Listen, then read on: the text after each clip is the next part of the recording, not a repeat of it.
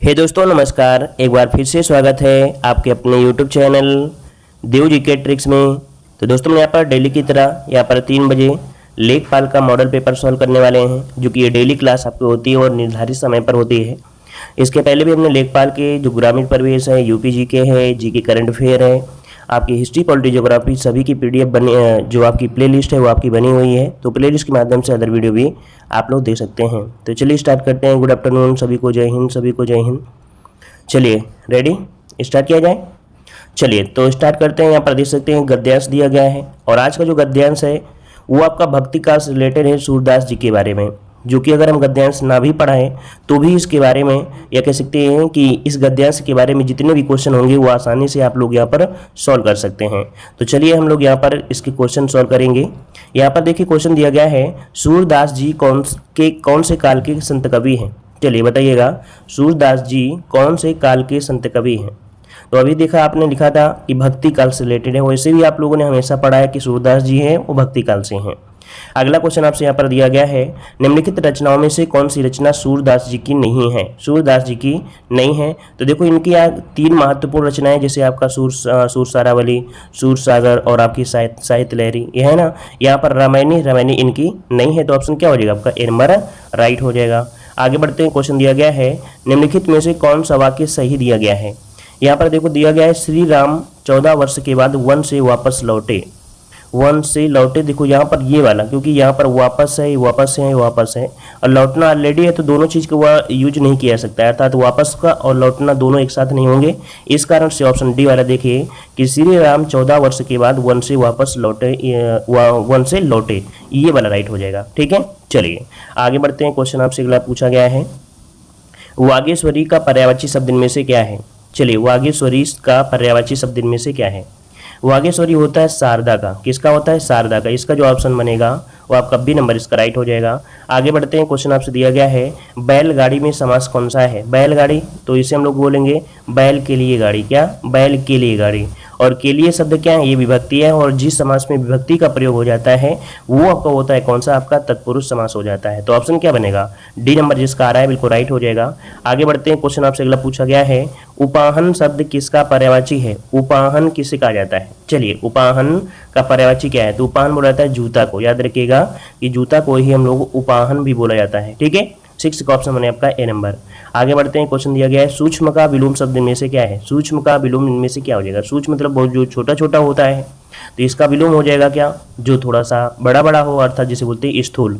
तो ऑप्शन क्या बनेगा, 7 का ऑप्शन सी हो जाएगा। आगे बढ़ते हैं। क्वेश्चन आपसे अगला पूछा गया है, वाक्य के अशुद्ध भाग या त्रुटि भाग का चयन करना है। अगर कोई त्रुटि नहीं होती है तो डी को चिन्हित करना है। चलिए यहाँ पर देखो दिया गया है, धनवान को व्यर्थ बेकार में सहायता देकर कोई लाभ ना होगा। देखो यहाँ पर धनवान को व्यर्थ फिर दिया है बेकार, तो व्यर्थ भी लिखा है और बेकार भी लिखा है, दोनों एक साथ लिखना अच्छा बात नहीं है, अर्थात यही गलती आपको ढूंढना था। तो देखो 8 का ऑप्शन हो जाएगा कि आप बी नंबर आपका बेकार, ये शब्द आपको नहीं लगाना है। ठीक है ना। अब यहाँ पर पढ़ेंगे क्या, धनवान को व्यर्थ में सहायता देकर कोई लाभ ना होगा, ये शुद्ध हो जाता है। ठीक है ना। चलिए आगे बढ़ते हैं। क्वेश्चन आपसे अगला पूछा गया है, आध्यात्मिक का विलोम शब्द में से क्या है। आध्यात्मिक का विलोम क्या होता है। चलिए आध्यात्मिक का विलोम होता है सांसारिक। क्या होता है, सांसारिक। इसका ऑप्शन क्या बनेगा, ए नंबर जिसका आ रहा है बिल्कुल राइट बनेगा। आगे बढ़ते हैं। क्वेश्चन आपसे अगला पूछा गया है, कौन सा शब्द अश्व का पर्यायवाची नहीं है। अश्व के पर्यायवाची अर्थात घोड़ा के पर्यायवाची, और घोड़ा के पर्यायवाची लिख सकते हैं घोटक होता है, तुरंग होता है होता है। ठीक है ना। यहाँ पर जम्बूक नहीं होता है। ठीक है, तो इसका ऑप्शन जो आ रहा है भाई सी नंबर वालों, सभी का जवाब सही है, जिसका भी सी नंबर आ रहा है सबका जवाब सही हो जाएगा। आगे बढ़ते हैं। क्वेश्चन दिया गया है, सतसई की समास का उदाहरण है। सतसई की समास का उदाहरण है, तो सतसई यहाँ पर 11 नंबर में। तो देखो यहाँ पर सतसई आपके संख्यावाची में चला जाएगा। ठीक है, 700 का समाहार हो गया, तो सतसई यहाँ पर हो जाएगा द्विगु समास, अर्थात संख्यावाची। संख्यावाची मतलब ऑप्शन डी हो जाएगा द्विगु समास। आगे बढ़ते हैं। क्वेश्चन दिया गया है, दिए गए विकल्पों में से अपेक्षा का अर्थ इनमें से कौन सा है। अपेक्षा का अर्थ इनमें से क्या हो जाएगा, अभिलाषा, स्निग्ध, उपेक्षा या अंधकार। तो देखो यहाँ पर अपेक्षा मतलब जब किसी से अपेक्षा रखी जाती है, अर्थात अभिलाषा। ऑप्शन क्या बनेगा, ए नंबर इसका राइट हो जाएगा। चलिए अगला क्वेश्चन दिया गया है, निम्नलिखित में से कर्ता कारक का परसर्ग बताइए। देखिए कितना इजी क्वेश्चन आपका दिया गया है, कर्ता ने कर्म को, तो आपका हो जाएगा क्या, बी नंबर हो जाएगा कर्ता ने। ठीक है, आगे बढ़ते हैं। क्वेश्चन दिया गया है, निम्नलिखित में से कौन सा कथन सत्य नहीं है। कौन सा कथन सत्य नहीं है यहाँ पर देखिएगा, तो कह रहा है संस्कृत में 3 वचन होते हैं। अच्छा ठीक है, हिंदी में 2 वचन होते हैं, हिंदी में 2 लिंग होते हैं, संस्कृत में हिंदी की तरह 2 लिंग होते हैं। तो देखो यहाँ पर दिया है, कह रहा है आपसे लिंग, है ना, तो कह रहा है आपसे संस्कृत में हिंदी की तरह 2 लिंग होते हैं। तो उसमें भाई उभयलिंग होता है, यहाँ तो सिंह स्त्रीलिंग पुल्लिंग होता है, लेकिन उभयलिंग, इसका मतलब ऑप्शन डी वाला यहाँ पर नहीं सही होगा। आगे बढ़ते हैं, क्वेश्चन दिया गया है, कह रहा है आपसे यहाँ पर दांत काटी रोटी का अर्थ क्या होता है। दांत काटी रोटी, गहरी दोस्ती, प्रतिवाद, गहरी दुश्मनी या पीछे पड़ना। तो देखो दांत काटी रोटी, इसका ऑप्शन क्या बनेगा, ऑप्शन बनेगा आपका ए नंबर, गहरी दोस्ती हो जाता है। ठीक है, चलिए आगे बढ़ते हैं। क्वेश्चन आपसे अगला पूछा गया है, कल तापमान अधिक होगा, इस वाक्य का काल पहचानिए। देखो होगा शब्द आपको दिया गया है, जब होगा शब्द आपको दिया गया है तो यहाँ पर क्या होगा, भविष्य काल की बात कर रहा है, और ऑप्शन में कौन सा है, ऑप्शन सी नंबर हो जाएगा। अगला क्वेश्चन दिया गया है, अपाद मस्तक शब्द के लिए एक शब्द बताइए। अपाद मस्तक शब्द के लिए एक वाक्य बताना है 17 नंबर में। तो यहाँ पर दिया हुआ, जिसकी कामनाएं पूर्ण हो चुकी हो, हुआ जो पैरों से पान करता हो, पैर से मस्तक, देखो इसका होता है ऑप्शन सी नंबर कि पैर से मस्तक तक को बोला जाता है अपाद मस्तक। तो ऑप्शन क्या बनेगा, सी नंबर हो जाएगा। सब लोग भाई वीडियो को लाइक शेयर कर दीजिएगा, जो लोग ऑफलाइन देख रहे हैं ऑफलाइन भी वीडियो को लाइक करिए। किस शब्द की वर्तनी शुद्ध दी गई है, यहाँ पर 18 नंबर में। तो देखो यहाँ पर दिया गया है आधीन, देखो आधीन नहीं होता, अधीन होता है, मतलब यहाँ पर बड़ा की जो मात्रा है वो गलत दी गई है। व्यवहारिक होता है, अर्थात या में बड़ा की मात्रा होती है, ये भी गलत दिया है। मिष्टान्न होता है, क्या होता है, मिष्टान्न, मिष्ठान नहीं होता, मिष्टान टा लगा होना चाहिए, अर्थात ये भी गलत दिया है। तो ऑप्शन क्या हो जाएगा, अत्यधिक, बिल्कुल से आपका राइट है। अगला दिया गया है, तद्भव शब्द आपको बने हैं। तद्भव शब्द जो बना है किससे बना हुआ है, तद्भव मतलब होता है जो संस्कृत शब्दों में कुछ बदलाव होते हैं, अर्थात संस्कृत शब्दों में कुछ बदलाव कह सकते हैं कि थोड़ा बहुत अगर विकृति होती है, तो यहाँ पर ऑप्शन हो जाएगा आपका कौन सा, डी नंबर। ठीक है, संस्कृत शब्दों में जो थोड़ी सी त्रुटि हो जाए या बदलाव वाले होते हैं उन्हें तद्भव कहेंगे, तो ऑप्शन बनेगा यहाँ पर डी नंबर। अगला है, जूतम पैजार मोहरे का अर्थ क्या होता है। जूतम पैजार मोहरे का सही अर्थ इनमें से क्या हो जाएगा। तो देखो लड़ाई झगड़ा होना, लूट मचाना, तो यहाँ पर ऑप्शन क्या हो जाएगा, लड़ाई झगड़ा हो जाना, एक नंबर आपका राइट हो जाएगा।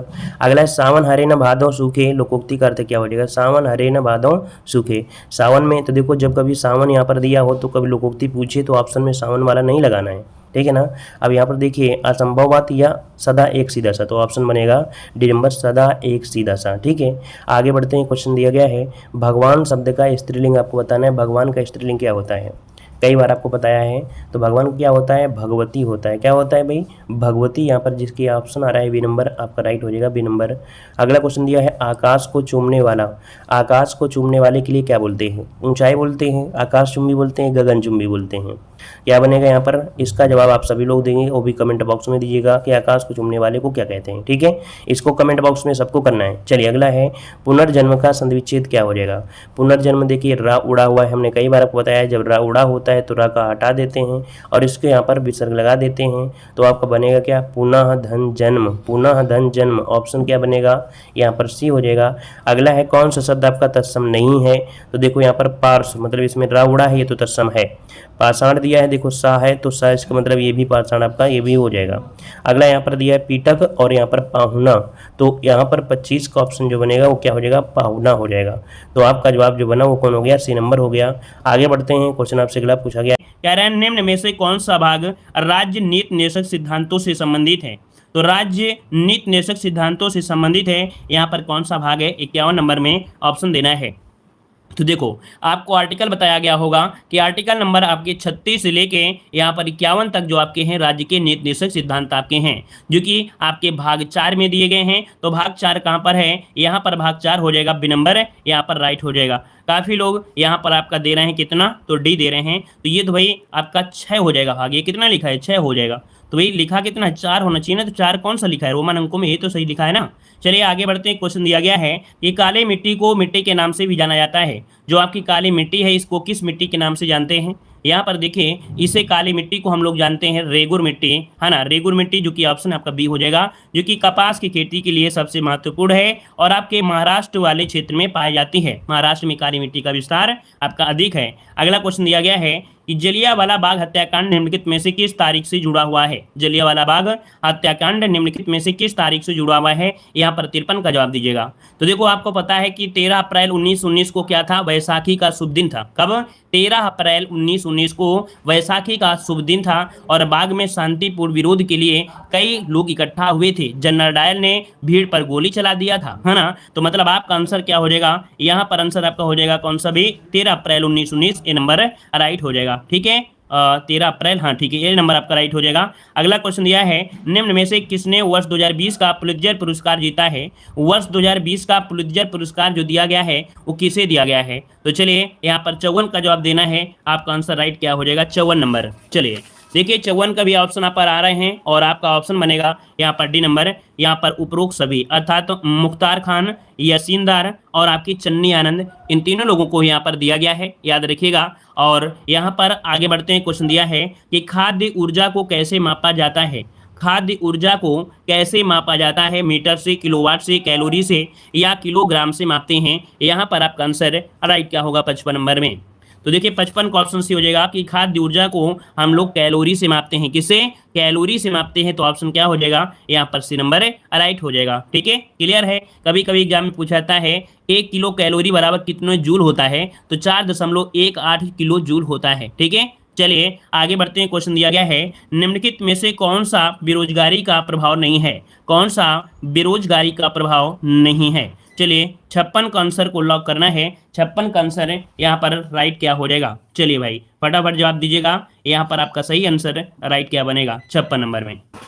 चलिए तो देखिए यहाँ पर दिया है, जनशक्ति संसाधनों का अपव्यय, आर्थिक अधिभार में वृद्धि, अर्थव्यवस्था में समग्र विकास में बाधा और प्रति व्यक्ति आय में वृद्धि। देखिए आपका 56 नंबर में आप लोगों ने आंसर लगा भी दिया है। लगभग आपका आंसर यहाँ पर डी नंबर है कि बेरोजगारी का प्रभाव कौन सा नहीं है भाई? प्रति व्यक्ति आय में जब वृद्धि होगी तो भैया बेरोजगारी कहाँ से हो गया ना? तो ऑप्शन क्या होगा? डी नंबर यहाँ पर राइट हो जाएगा। आगे बढ़ते हैं, क्वेश्चन दिया गया है कि गंगा नदी निम्नलिखित में से किस राज्य से होकर नहीं गुजरती है? गंगा नदी किस राज्य से होकर नहीं गुजरती है? उत्तर प्रदेश, झारखंड, उड़ीसा और आपके पश्चिम बंगाल। चलिए 57 नंबर में, 57 नंबर में बताइएगा। देखो गंगा नदी आपकी उत्तराखंड से निकलती है ना, उत्तर प्रदेश में भी आती है, बिहार में आती है, झारखंड में आती है, पश्चिम बंगाल में आती है ना। मतलब आप देख सकते हैं कि आपकी उड़ीसा से नहीं गुजरती है। तो ऑप्शन सी नंबर राइट हो जाएगा। आगे बढ़ते हैं, क्वेश्चन दिया गया है, ब्रह्म समाज के संस्थापक कौन थे? ब्रह्म समाज के संस्थापक कौन थे? तो आपको हमने पढ़ाया भी है कि 1828 में। कब? तो आपके 1828 ईस्वी में राजा राम मोहन राय ने कोलकाता में, है ना, कोलकाता में ब्रह्म समाज की स्थापना किया था राजा राम मोहन राय। ये नंबर आपका राइट बनेगा। आगे बढ़ते हैं, क्वेश्चन दिया है, लद्दाख का प्रशासक और उपराज्यपाल कौन है? लद्दाख का प्रशासक और उपराज्यपाल पूछा गया है। दोस्तों अगर आप अभी तक हमारे ऐप से नहीं जुड़े हैं तो हमारे ऐप से जुड़ सकते हैं। हमारा ऐप है देव जी के ट्रिक्स, जहां पर आपको ग्रामीण परिवेश की सबसे बेहतरीन पीडीएफ आपको मिलेगी। यहाँ पर क्या पढ़ना है क्या नहीं पढ़ना है वही चीज़ को भी यहाँ पर देखो हाईलाइट कर दिया है कि कृषि वर्ष 1 जुलाई से प्रारंभ होकर 30 जून तक चलता है। मतलब जो एग्जाम में प्रश्न पूछे गए उनको भी हाईलाइट कर दिया है और बनने वाले जो भी प्रश्न आपके हैं वो भी हमने हाईलाइट कर दिया है। एक बार अगर आप पीडीएफ पढ़ लेंगे तो आप कहेंगे कि जितने भी पीडीएफ सर के पास हैं सभी पीडीएफ हम परचेज कर लेंगे। सबसे कम दामों में आपको पीडीएफ दे रहे हैं, सबसे जोरदार आपका कंटेंट भी है। हर एक चीज़ आप लोग आसानी से इसे समझ सकते हैं। अगर आप किसी किताब को पढ़ने में आपको दिक्कत होती है, कोई किताब आपके पास है और आप नहीं समझ पा रहे हैं कि कितना पढ़ें कितना ना पढ़ें, या किसी का कोर्स लिया और आप समझ रहे हैं कि कितना पढ़ें कितना ना पढ़ें, तो आप हमारे इस पीडीएफ को आप परचेज कर लीजिए। और इस पीडीएफ में आपको बहुत कुछ दिया जा रहा है। देख सकते हैं कि मात्र 99 रुपये में यहाँ पर कंप्लीट थ्योरी आपको दी जा रही है। साथ में यहाँ पर योजनाएं भी इसी में आपको मिल जाएंगी। यूपी का कुछ करंट अफेयर भी आपको इसी में मिल जाएगा और इसी के साथ साथ 725 एमसीक्यू भी हैं वो भी आपको इसमें मिलेंगे और साथ में 6 प्रीवियस ईयर सॉल्यूशन पेपर भी आपको इसी पीडीएफ में आपको मिलेंगे मात्र 99 में। पूरे 1 साल की वैलिडिटी के साथ है। तो आप लोग हमारे ऐप से जुड़ सकते हैं और जो लोग यूपी जीके यहाँ पर पढ़ना चाहते हैं तो यूपी जीके भी पढ़ सकते हैं। इसमें भी यहाँ पर बेहतरीन आपकी यहाँ पर थ्योरी है उसको भी हाईलाइट किए और साथ में आपके ऑब्जेक्टिव क्वेश्चन भी इसमें रखे गए हैं। तो आप लोग हमारे ऐप से जरूर जुड़िएगा। आप लोग टेलीग्राम से जुड़ सकते हैं, देव जी के ट्रिक टेलीग्राम है। देव जी के ट्रिक हमारा ऐप भी है तो प्ले स्टोर से आप लोग डाउनलोड कर सकते हैं या लिंक से आपको क्लिक करके भी जुड़ सकते हैं। कह रहा आपसे यहाँ पर कि 73वें क्या दिया गया है, 73वें संविधान संशोधन अधिनियम के लोकसभा में पारित होने के दौरान भारत के प्रधानमंत्री कौन थे? देखो 73वां संविधान संशोधन अधिनियम के लोकसभा में पारित होने के दौरान भारत के जो आपके राष्ट्रपति थे, सॉरी प्रधानमंत्री थे, वो आपके कौन थे? देखो यहाँ पर ये जो आपका 73वां हुआ था कब? 1992 में। कब हुआ था? 1992 में। अगर आपको डेट पता है तो आप लगभग पहुंच सकते हैं। इस समय नरसिम्हन राव थे। कौन? नरसिम्हन राव, जो कि ऑप्शन आपका बी नंबर लगभग आ रहा है, ऑप्शन बी हो जाएगा। आगे बढ़ते हैं। क्वेश्चन दिया है नाबार्ड की स्थापना निम्नलिखित में से किस पंचवर्षीय योजना के दौरान की गई थी? वेरी वेरी आईएमपी क्वेश्चन है। तो देखो आपको पता होगा कि नाबार्ड की स्थापना हुई थी कब? तो आपके 1980 और आपके 85 के दौरान हुई थी। और इस समय जो आपकी छठी पंचवर्षीय योजना चल रही थी, मतलब ऑप्शन आपका बी नंबर है यहाँ पर राइट हो जाएगा। क्या हो जाएगा भाई? बी नंबर यहाँ पर आपका राइट हो जाएगा। ठीक, क्लियर है ना? और आगे बढ़ते हैं। क्वेश्चन आपसे अगला पूछा गया है छोटी माता के लिए दिए जाने वाले टीके का क्या नाम है? छोटी माता के लिए दिया जाने वाला जो टीका है, इसके लिए क्या नाम है? यहाँ पर 62 का आंसर राइट क्या हो जाएगा? तो देखिए इसे बोला जाता है वैरिकाला वैक्सीन। क्या बोला जाता है? वैरिकाला वैक्सीन। इसे नोट कर लीजिएगा, ठीक है, स्क्रीनशॉट लीजिएगा, एक दो बार पढ़ेंगे तो ये भी आपको रट जाएगा। ऑप्शन बी हो जाएगा वैरिकाला वैक्सीन। आगे बढ़ते हैं। क्वेश्चन दिया गया है शिवालिक किसकी सबसे बाह्य श्रेणी है? शिवालिक किसकी सबसे बाह्य श्रेणी है? शिवालिक किसकी सबसे बाह्य श्रेणी है? क्वेश्चन अभी हाल ही में एग्जाम में पूछा गया था।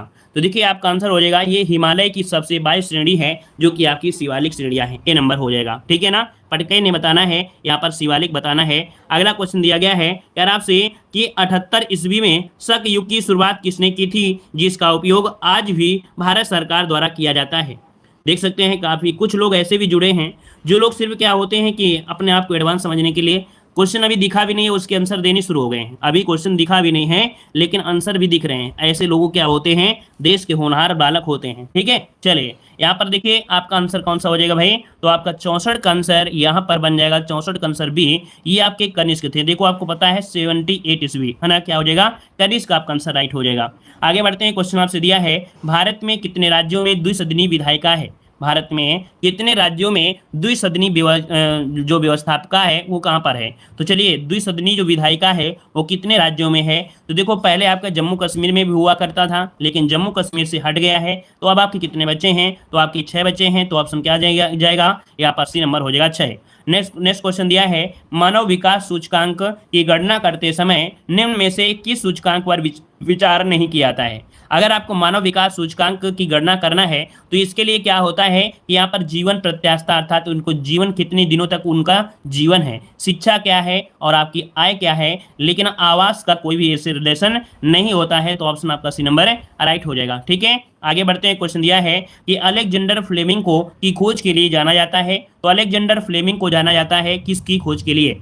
यहाँ पर 67 का ऑप्शन हो जाएगा क्या? तो पेंसिलिन की खोज के लिए जाना जाता है। ऑप्शन बी नंबर यहाँ पर राइट हो जाएगा। ये क्वेश्चन आपका पहले बहुत ज़्यादा एग्जामों में पूछा जाता है, अलेक्जेंडर फ्लेमिंग के बारे में पूछा जाता था। ठीक है ना? और इन्हें नोबेल पुरस्कार भी दिया गया था। ठीक है, इन्हें नोबेल पुरस्कार भी दिया गया था। देखो सेल की खोज किसने किया था? सेल की खोज किया था रॉबर्ट हुक ने, जिसे हुक के नाम से जानते हैं। नाभिक की खोज आपके रदरफोर्ड ने किया था। ठीक है, और यहाँ पर आगे बढ़ते हैं। क्वेश्चन दिया गया है कि वर्ष 1973 में प्रोजेक्ट टाइगर को किस राष्ट्रीय उद्यान में शुरू किया गया था? अर्थात जो प्रोजेक्ट टाइगर शुरू किया गया था वो आपके यहाँ पर 73 में, तो आपके कहाँ से स्टार्टिंग हुई थी? तो जिम कार्बेट है ना, क्या जिम कार्बेट? ऑप्शन आपका ए नंबर है यहाँ पर राइट हो जाएगा। जिम कार्बेट में इसकी शुरुआत की गई थी 1 अप्रैल 1947 से। ठीक है, चलिए आगे बढ़ते हैं। क्वेश्चन आपसे अच्छा 73 में किया गया था, मतलब ये बना था जब। ठीक है, और प्रोजेक्ट टाइगर आपके जिम कार्बेट से। आगे बढ़ते हैं। क्वेश्चन दिया गया है कि भारत के लोकसभा में कितने सदस्य राष्ट्रपति द्वारा नामित किए जाते हैं? ये बताइए, लोकसभा में की बात किया है लोकसभा में, तो अब आपको यहाँ पर देख सकते हैं कि जो आर्टिकल नंबर आपका 331 है, कौन? आर्टिकल नंबर आपका 331 है। इसके तहत 2 राष्ट्रपति आंग्लो भारतीय मतलब आंग्ल समुदाय को नामित करते हैं, लेकिन वर्तमान में अब आपके यहाँ पर नहीं है, अर्थात जो आंग्ल भारतीय उनको नामित नहीं किया जाता है। लेकिन जो क्वेश्चन है तो उसके अनुसार तो आंसर आपको यही देंगे ना कि ए नंबर आपका राइट हो जाएगा। अगला, निम्नलिखित में से कौन सा राज्य महाराष्ट्र के साथ अपनी सीमा साझा नहीं करता है? महाराष्ट्र के साथ सीमा साझा नहीं करता है। वर्तमान में देखा जाए तो एक क्वेश्चन अब इसी प्रकार का बन रहा है, कोई ना कोई राज्य की बात करेगा, कोई ना कोई स्टेट की बात करेगा, है ना, कि उसकी सीमा किसके साथ लगी है। तो अब थोड़ा सा क्या है, गहनता से आपको अध्ययन करना पड़ेगा। जो महाराष्ट्र की सीमा लगती है वो आपकी 6 पड़ोसी राज्यों से लगती है और 1 केंद्र शासित प्रदेश से घिरा हुआ है। ये 6 राज्य में गुजरात, मध्य प्रदेश, तेलंगाना, छत्तीसगढ़, कर्नाटक, गोवा, दादरा नगर हवेली से मिलती है। मतलब आप यहाँ पर देख सकते हैं कौन सा पॉइंट आपको नहीं मिला है, तो 70 का आंसर हो जाएगा यहाँ पर आंध्र प्रदेश आपका राइट हो जाएगा। आंध्र प्रदेश से नहीं मिलती है। ठीक है, आगे बढ़ते हैं। क्वेश्चन आपसे दिया गया है कि निम्न में से किसने राष्ट्रीय संस्थागत रैंकिंग फ्रेमवर्क 2020 में पहली रैंक प्राप्त किया है? यहाँ पर आपको आंसर देना है। तो देख सकते हैं ये क्वेश्चन आपका पूछा गया है। आईआईटी मद्रास कौन है भाई? आईआईटी मद्रास को रैंकिंग प्रति वर्ष मानव संसाधन विकास मंत्रालय द्वारा जारी किया जाता है। किसके द्वारा? ये जो रैंकिंग होती है मानव संसाधन एवं विकास मंत्रालय के द्वारा जारी की जाती है। तो ऑप्शन बी नंबर इसका राइट हो जाएगा। आगे बढ़ते हैं कि कांग्रेस के किस अधिवेशन के दौरान जन गण मन का पाठ किया गया था? जन गण मन का पाठ किया गया, याद होगा 1911। क्या 1911 में पहली बार जनगणमन को सरला देवी चौधरानी के द्वारा यहाँ पर गाया गया था। और कलकत्ता अधिवेशन जो कि ऑप्शन हो जाएगा ए नंबर आपका राइट हो जाएगा। किसके द्वारा गाया गया था? तो आपके सरला देवी चौधरानी के द्वारा गाया गया था। ठीक है, आगे बढ़ते हैं। क्वेश्चन दिया गया है स्वतंत्रता, समानता और भाईचारे की विचार जिनका प्रस्तावना में उल्लेख है वो कहाँ से लिया गया है? अर्थात जो स्वतंत्रता, समानता और भाईचारे का विचार है ये प्रस्तावना में जो उल्लेख किया गया है लिया कहाँ से गया है? इसको लिया कहाँ से गया है? तो यहाँ पर आपका आंसर हो जाएगा कौन सा भाई? फ्रांस के संविधान से। ऑप्शन बी हो जाएगा। कहाँ से? फ्रांस। वेरी गुड, बहुत अच्छे। यहाँ पर देखिए काफी लोगों के जवाब बिल्कुल आ रहे हैं। यहाँ पर आंसर आपका बी नंबर राइट हो जाएगा। आगे बढ़ते हैं। क्वेश्चन दिया गया है कि अक्टूबर 2020 में किस राज्य ने 90 ब्लॉकों में से प्रत्येक में 2 अटल आदर्श विद्यालय खोलने की घोषणा किया है? अर्थात यहाँ पर याद रखिएगा कि 90 ब्लॉकों में से प्रत्येक 2 अटल आदर्श विद्यालय होंगे। ये कहाँ पर? तो देखिए काफी लोग यहाँ पर जवाब देंगे क्या? यहाँ पर उत्तर प्रदेश, लेकिन उत्तर प्रदेश नहीं है। यहाँ पर आंसर बनेगा आपके उत्तराखंड में। कहाँ पर? तो आपका बी नंबर हो जाएगा, ये उत्तराखंड में है। ठीक है, उत्तराखंड। आगे बढ़ते हैं। क्वेश्चन दिया गया है कि मोतीलाल नेहरू और सीआर दास द्वारा 1923 में गठित पार्टी का नाम क्या था? तो देखिए यहाँ पर आपको पता है 23 में इलाहाबाद में, कहाँ पर? इलाहाबाद में स्वराज्य पार्टी की स्थापना की गई थी। कहाँ पर? इलाहाबाद में स्वराज्य पार्टी की स्थापना की गई थी मोतीलाल नेहरू और सीआर दास द्वारा 1923 ईस्वी में गठित किया गया था। याद रखिएगा, क्लियर है ना? और यहाँ पर आगे बढ़ते हैं। क्वेश्चन दिया है खसरा के रखरखाव के लिए निम्न में से कौन जिम्मेदार होता है? खसरा, ये खसरा कौन सा है? खसरा खतौनी वाला है। ठीक है, तो खसरा क्या है? एक विशिष्ट भूखंड संस्था है जो कि भूमि के किसी टुकड़े की दी जाती है। अर्थात यहाँ पर जो आपका आंसर है आपका 76 नंबर में, वो आपका राइट आंसर हो जाएगा ए नंबर। लेखपाल जिम्मेदार होता है। कौन? लेखपाल जिम्मेदार होता है इसके रखरखाव से। अगला क्वेश्चन दिया गया है इनमें से कौन सा घटक पीएम आशा योजना के तहत उपलिखित है? देखिए पीएम आशा योजना के तहत आपका है, तो देखिए यहाँ पर पीएम आशा योजना जो कि 2018 क्या 2018 में प्रारंभ किया गया था और इसके लिए बजट में 500 करोड़ का आवंटन सुनिश्चित किया गया था। तो यहाँ पर जो आपका 77 का ऑप्शन हो जाएगा वो आपका डी हो जाएगा, उपयुक्त सभी। अर्थात मूल्य समर्थन योजना, मूल्य न्यूनता भुगतान योजना, निजी खरीद एवं कास्टिक योजना, उपयुक्त सभी, ऑप्शन डी हो जाएगा। आगे बढ़ते हैं। क्वेश्चन आपसे अगला पूछा गया है कि भारत में निम्न में से किस राज्य में अधिकतम एससी आबादी है? अर्थात बताइएगा जो आपके एससी हैं वह भारत में कहाँ पर आपके हैं? तो आपका आंसर यहाँ पर राइट क्या हो जाएगा? चलिए जवाब दीजिएगा। चलिए भाई वीडियो को भी लाइक शेयर करते रहें भाई, है ना? अगर आपको लगातार क्लासेस लेना है और अगर आप चाहते हैं कि लगातार ऐसी कंटिन्यू क्लासेस हम देते रहें तो भाई वीडियो को लाइक शेयर जरूर करते रहिए, मोटिवेट करते रहिए। अगर हम मोटिवेट नहीं रहे तो आप ही समझिए कि फिर क्लास लेने के लिए हम सोचेंगे कि ये ले या ना ले, है ना? फिर यही होगा कि अदर एग्जाम के लोग स्टूडेंट हैं उनकी करने लगे। ठीक है, तो आप लोग पहले से ही कर दिया करें, ऐसा ना किया करें कि आपका जो टीचर है वो डिमोटिवेट हो जाए। ठीक है, वैसे भी आपको पता है जब बच्चे एडमिट कार्ड आता है तब पढ़ाई करते हैं, ऐसे तो पढ़ाई करते नहीं हैं। ठीक है, तो अगर आप लोग चाहते हैं भाई लगातार मोटिवेट अपने टीचर को बनाए रखिए। ठीक है, चलिए तो देखिए यहाँ पर दिया है एससी आबादी लगभग सभी का जवाब आ गया है 78 में। ऑप्शन ए हो जाएगा आपके उत्तर प्रदेश में जो एससी हैं वो आपके उत्तर प्रदेश में है। कहाँ पर? उत्तर प्रदेश में एससी की आबादी देखा जाए तो आपका 16.6%, कितना? 16.6% यहाँ पर आपका हो जाएगा। ठीक है, और यहाँ पर आगे बढ़ते हैं। क्वेश्चन आपसे देखो कहाँ पर? सीतापुर में देखा जाए तो सबसे अधिक है। कहाँ पर? सीतापुर, उत्तर प्रदेश के सीतापुर में एससी आबादी बहुत है। ठीक है, आगे बढ़ता हूँ। क्वेश्चन दिया गया है 20 बिस्वा निम्न में से किसके बराबर होता है?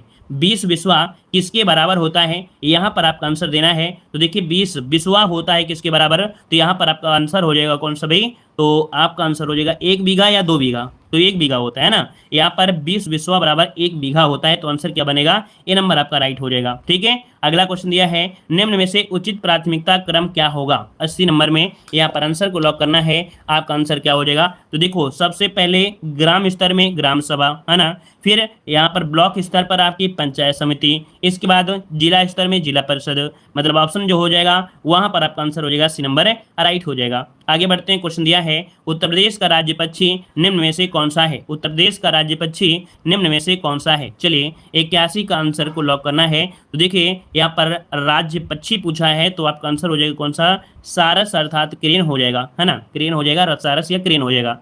अगर राज्य वृक्ष की बात करता तो हम अशोक लगाते, अगर राज्य पशु की बात करता तो हम लोग बारहसिंघा लगा देते। ठीक है, अगला क्वेश्चन देखिए कितना प्यारा क्वेश्चन आ गया है कि उत्तर प्रदेश को पूर्व में किस नाम से जाना जाता था। उत्तर प्रदेश को पूर्व में किस नाम से जानते, मतलब इसके पहले क्या नाम देते थे, यूनाइटेड प्रोविंस, क्या यूनाइटेड प्रोविंस, ऑप्शन सी हो जाएगा, जो कि 1937 में यहाँ पर सी नंबर इसका नाम दिया गया था। आगे बढ़ते हैं, क्वेश्चन दिया गया है उत्तर प्रदेश पंचायती राज संशोधन अधिनियम कब पारित किया गया। उत्तर प्रदेश पंचायती राज संशोधन अधिनियम कब पारित किया गया। 83 का जवाब दीजिए। तो देखो 83 का हो जाएगा आपके 1974 में, कब, 1974 में, ऑप्शन सी नंबर राइट हो जाएगा, सी नंबर। ठीक है, आगे बढ़ते हैं, क्वेश्चन आपसे अगला पूछा गया है। चलिए यहाँ पर आपसे अगला क्वेश्चन पूछा गया है कि बैंकिंग, क्या कह रहा है, बैंकिंग संवाददाता सखी योजना के बारे में निम्न में से कौन सा कथन सत्य है। देखो बैंकिंग संवाददाता सखी योजना के बारे में कौन सा कथन जो है वो आपका सही है, यहाँ पर जवाब दीजिए। आपका सही जवाब इनमें से क्या हो जाएगा। चलिए तो देखिए आपका बिल्कुल सही जवाब कुछ लोगों ने दिया है और कुछ लोगों ने अभी भी यहाँ पर कह सकते हैं तुक्का लगा रहे हैं। चलिए तुक्का ही लगा दीजिएगा, यहाँ पर आपका आंसर हो जाएगा तुक्का वाला डी नंबर। मतलब महिला बैंकिंग संवाददाता मित्र को सरकार द्वारा 6 महीने के लिए प्रति माह 4,000 रुपये दिए जाएंगे। महिलाओं को बैंक से लेन देन पर कमीशन मिलेगा। उत्तर प्रदेश बैंकिंग शक्ति योजना के तहत 58,000 महिलाओं को रोजगार दिया जाएगा। ऑप्शन डी नंबर इसमें से राइट हो जाएगा। ठीक है, आगे बढ़ते हैं, क्वेश्चन दिया गया है अशोक द्वारा निर्मित भारत का राज चिन्ह सिंह स्तंभ उत्तर प्रदेश में कहाँ स्थित है। सिंह स्तंभ है ये उत्तर प्रदेश में कहाँ पर स्थित है। 85 का आंसर को लॉक करना है। आपका सही आंसर 85 में क्या हो जाएगा। तो देखिए ये सारनाथ में है, कहाँ पर है, सारनाथ, जो कि आप सभी लोगों को पता है सारनाथ हो जाएगा। ठीक है, अगला क्वेश्चन है उत्तर प्रदेश भारत के चावल उत्पादन राज्यों में कौन सा स्थान रखता है। उत्तर प्रदेश भारत के चावल उत्पादक राज्यों में कौन सा स्थान रखता है। चलिए कौन सा स्थान है, पहला या दूसरा। चलिए दूसरा आ रहा है, तो दूसरा हो जाएगा क्योंकि पहला स्थान आपके पश्चिम बंगाल का है। ठीक है, पहला स्थान है पश्चिम बंगाल का है। ठीक है, उसके बाद उत्तर प्रदेश का स्थान आता है। अगला क्वेश्चन दिया है उत्तर प्रदेश आसान किस्त योजना में कितनी किस्तें प्रदान की जाती हैं। उत्तर प्रदेश आसान किस्त योजना में कितनी किस्तें प्रदान की जाती हैं। यहाँ पर 87 का आंसर आपका राइट क्या हो जाएगा। तो 87 का आंसर हो जाएगा यहाँ पर आपका ए नंबर। 6 किस्त होती हैं। ठीक है, 6 किस्त।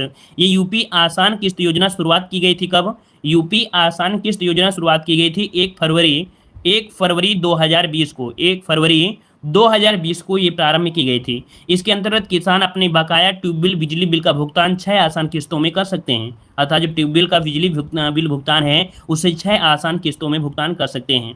आगे बढ़ते हैं, क्वेश्चन दिया गया है निम्नलिखित में से किस वर्ष उत्तर प्रदेश में चकबंदी शुरू हुई थी। देखो दिया चकबंदी जो शुरू हुई वो आपके कब, तो देखो हमने बताया था 4 से चकबंदी और 4 से 54, है ना, हमेशा ऑप्शन मिलेगा 4 से चकबंदी 4 से 54, है ना, और 12 से 92 और 92 में हो जाता है दूसरा, है ना, मतलब यहाँ पर किसान बही। तो इसका आंसर क्या हो जाएगा, ए नंबर आपका हो जाएगा। तो चकबंदी 1954। आगे बढ़ते हैं, क्वेश्चन दिया गया है उत्तर प्रदेश में रानी लक्ष्मीबाई बांध परियोजना किस नदी पर स्थित है। उत्तर प्रदेश में रानी लक्ष्मीबाई जो आपकी बांध है वो कहाँ पर है, 89 नंबर में। तो भाई ये बेतवा नदी पर है। कहाँ पर है, बेतवा नदी पर। तो ऑप्शन सी नंबर होगा बेतवा नदी। अगला क्वेश्चन दिया है उत्तर प्रदेश में कुल सिंचित भूमि का कितने प्रतिशत नहरों द्वारा सिंचित होता है। उत्तर प्रदेश में कुल सिंचित भूमि का कितने प्रतिशत नहरों द्वारा होता है। तो नहरों द्वारा अगर देखा जाए तो आपका 30% नहरों द्वारा होता है। कितना, 30% जो होता है वो नहरों द्वारा सिंचाई होती है, याद रखिए उत्तर प्रदेश में। अगला क्वेश्चन दिया गया है, कह रहा है कि आपका जवाहर रोजगार योजना किस पंचवर्षीय योजना में शुरू की गई थी। देखो योजनाओं से संबंधित आप लोग पढ़ते रहिएगा, है ना। जवाहर रोजगार योजना किस पंचवर्षीय योजना में शुरू किया गया। देखो ये शुरुआत हुई थी आपके कब, तो आपके कह सकते हैं 1989 के समय, 1989 में।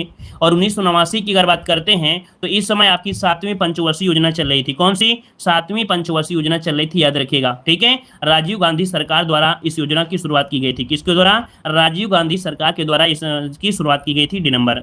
अगला क्वेश्चन दिया गया है, उत्तर प्रदेश में कौन सी मृदा अधिकतम पाई जाती है? उत्तर प्रदेश में कौन सी मृदा अधिकतम पाई जाती है? यहाँ पर 92 का आंसर देना है। तो आपको पता है गंगा और यमुना के बीच जलोढ़ मिट्टी है जो कि काफ़ी उपजाऊ है, तो ऑप्शन बी नंबर यहाँ पर राइट हो जाएगा, आपकी जलोढ़ मिट्टी पाई जाती है। ठीक है, और यहाँ इसके लिए चावल, मक्का, गेहूं, गन्ना आदि के लिए बहुत ही अनुकूल मिट्टी है जो कि जलोढ़ मिट्टी है। अगला है 2011 की जनगणना के अनुसार उत्तर प्रदेश की जो जनसंख्या है वो आपकी कितनी है? तो उत्तर प्रदेश की जो जनसंख्या है वो कितनी है?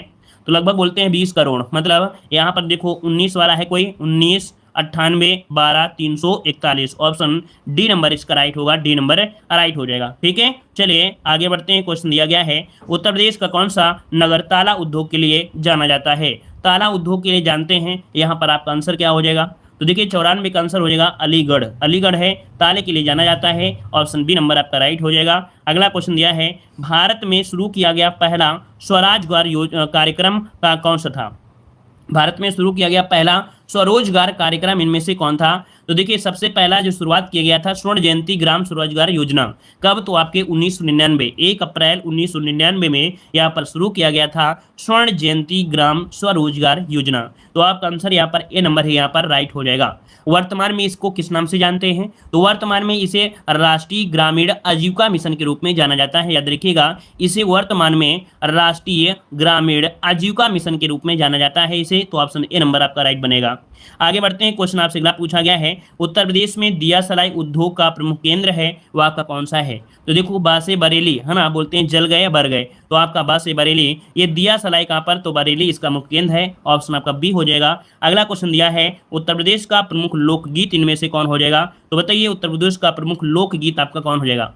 तो देखो लोकगीत आपका कौन है? धमार तो होगा, टप्पा नहीं होगा, बिरहा है ना, यहाँ पर क्या हो जाएगा? डी नंबर, यहाँ पर बिरहा होगा। यहाँ पर लोकगीत की बात किया है, लोकगीत, तो यहाँ पर आपको जवाब देना है बिरहा देना है, बिरहा, कव्वाली मत दीजिएगा। ठीक है, आगे बढ़ते हैं। क्वेश्चन दिया है, जमाबंदी से क्या तात्पर्य है? जमाबंदी से क्या तात्पर्य होता है? जमाबंदी 98 के आंसर को लॉक करना है। जमाबंदी मतलब होता है कि भू अधिकारों के प्रलेख से, क्या? भू अधिकारों के प्रलेख से। देखो जमाबंदी भूमि अधिकारों का दस्तावेज होता है, मतलब कह सकते हैं भूलेख यूपी सरकार प्रदेश राजस्व बोर्ड का एक क्या है? ऑनलाइन पोर्टल है। ठीक है, याद रखिए भूलेख यूपी क्या है? ये उत्तर प्रदेश सरकार का क्या है? एक ऑनलाइन पोर्टल है जिसके सहयोग से राज्य में क्या होता है? मैनुअल भूमि रिकॉर्ड की समस्या का समाधान सुनिश्चित हो रहा है। तो ऑप्शन सी नंबर आपका राइट हो जाएगा। एक कोड भी दिया गया है यूपी सरकार के द्वारा। अगला क्वेश्चन दिया है, उत्तर प्रदेश में प्रमुख रेल इंजन संयंत्र कहाँ स्थित है? तो रेल संयंत्र आपके कहाँ पर है? यहाँ पर मुगल सराय, आपने नाम सुना होगा, आपके मुगल सराय, जो कि ऑप्शन क्या हो जाएगा? यहाँ पर डी नंबर राइट हो जाएगा। अगर वाराणसी की बात करते हैं तो वाराणसी में डीजल लोकोमोटिव वर्क आपका है ना, तो इसका ऑप्शन क्या हो जाएगा? यहाँ पर डी नंबर राइट हो जाएगा। अगला क्वेश्चन दिया है, निम्नलिखित में से किस फसल के उत्पादन में उत्तर प्रदेश प्रथम स्थान पर आपका है? तो इसका जवाब आप लोग जवाब दीजिए कि आपका सही जवाब इनमें 100 में क्या हो जाएगा? यहाँ पर आपका राइट आंसर इनमें से क्या हो जाएगा? इसका जवाब यहाँ पर सभी लोग जवाब दीजिएगा। तो चलिए सभी लोग जवाब यहाँ पर दे रहे हैं, लगभग सभी का जवाब आ रहा है, यहाँ पर डी नंबर दे रहे हैं। अच्छा भाई, आलू है, गेहूं है ना, जौ भी है, और आपके यहाँ पर उपरोक्त सभी भी दिया गया है। तो लगभग सभी को जवाब आया है, लेकिन अभी कंफर्म नहीं हुआ है कि कंफर्म इसका क्या होगा। सब चलिए सबको लगा देते हैं, यहाँ पर डी हो जाएगा, क्योंकि आपको पता है आलू में रहता है, गेहूं में रहता है, तो एक ऑप्शन बचना है, इसका मतलब कह सकते हैं यहाँ पर डी नंबर लगा सकते हैं। उपरोक्त सभी आपका राइट आंसर हो जाएगा। तो देखिए इस प्रकार से आपका ये मॉडल पेपर आपका कंप्लीट होता है। देखिए स्टार्टिंग से जुड़ा करें, 3 बजे क्लास आपकी स्टार्ट हो जाती है। ठीक है, हमने आपको